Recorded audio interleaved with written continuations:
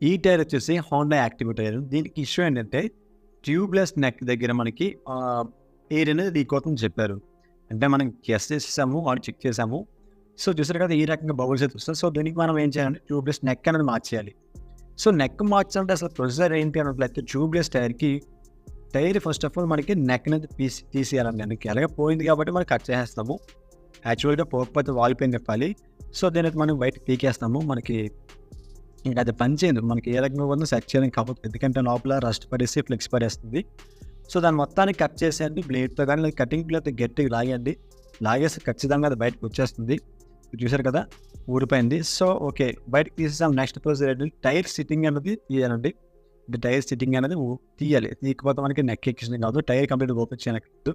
Okay, ఈ రకంగా sitting తీసేసి, అంటే opposite side back side front side నుంచి ఆ పర్టికులర్ రబ్బర్ ఏదైతే ఉందో తీసేయండి.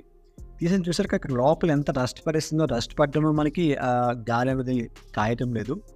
సో ఆ హోల్ని మెయిన్గా ఏదైతే నెక్ హోల్ ఉంది కదా, ఆ హోల్ మొత్తానికి కూడా మనకి క్లీన్ చేయాలి. మొత్తం చూసారు ఎంత రస్టీగా ఉందో లోపల అంతా. సో ఆఫ్టర్ దానికన్నా మనకి ఏదైతే కొత్త నెక్ అయితే వేయవలసి ఉంటుంది, దానికి కూడా కొత్త నెక్ వేసానికి కాస్తుంది. మన పాత పంచారు కదా. సో ఏదైతే మొత్తం క్లీన్ చేసేసాను, పైలు కొట్టేసాను మొత్తం అంతా కూడా. సో ఏదైతే మన ఫ్రంట్ సెక్షన్ నుంచే మనకి నెక్ అయితే వేయవలసి ఉంటుంది. టైర్ అయితే కంప్లీట్గా ఓపెన్ చేయనక్కర్లేదు. అంటే బండి నుంచి తీయాలి, కానీ రెండో నుంచి తప్పించడం అవసరం లేదు. సో ఆ నెక్ అనేది ఈ రకంగా లోపల నుంచి పెట్టండి. పెట్టిన తర్వాత కొంచెం మెల్లగా బయటికి లాగండి.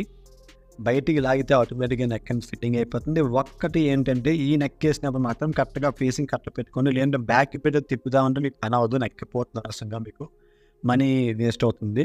సో కస్టమర్ స్టాటస్ పోవడం వల్ల మీరు కస్టమర్ మీద మనీ వేసేస్తారు.